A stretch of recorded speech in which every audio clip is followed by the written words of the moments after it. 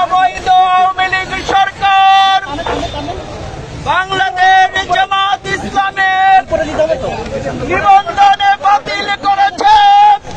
আমরা এই ন্যায় ভ্রষ্ট রায়কে জনগণ প্রত্যাখ্যান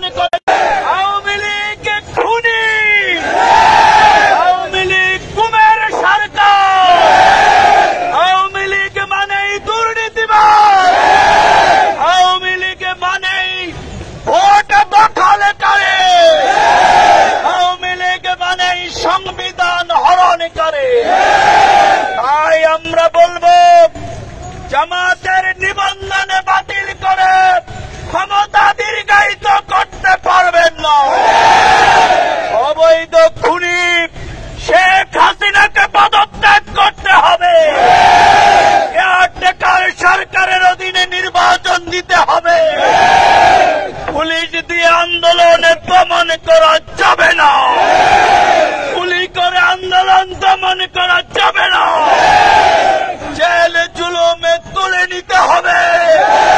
আমিরে জামাত ডক্টর শফিকুর রহমান জনাব সেলিম উদ্দিনকে মুক্তি দিতে হবে।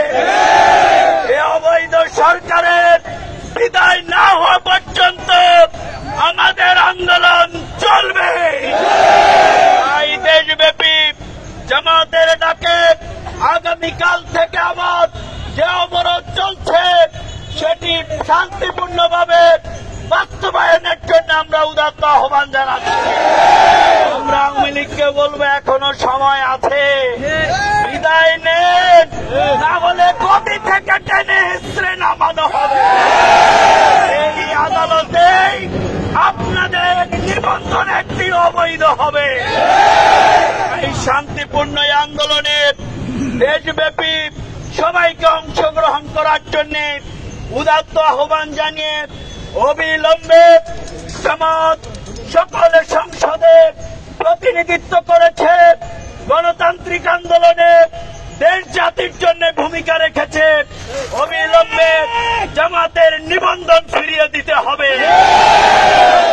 জনতার রুদ্র রোষে আপনাদের পতন ত্বরান্বিত হবে।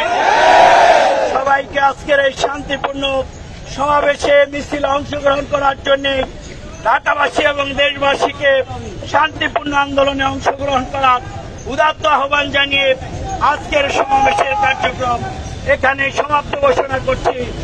বাংলাদেশ জিন্দাবাদ, বাংলাদেশ জামাত ইসলামী জিন্দাবাদ, ঢাকা মহানগরী উত্তর জিন্দাবাদ। আসসালামু আলাইকুম।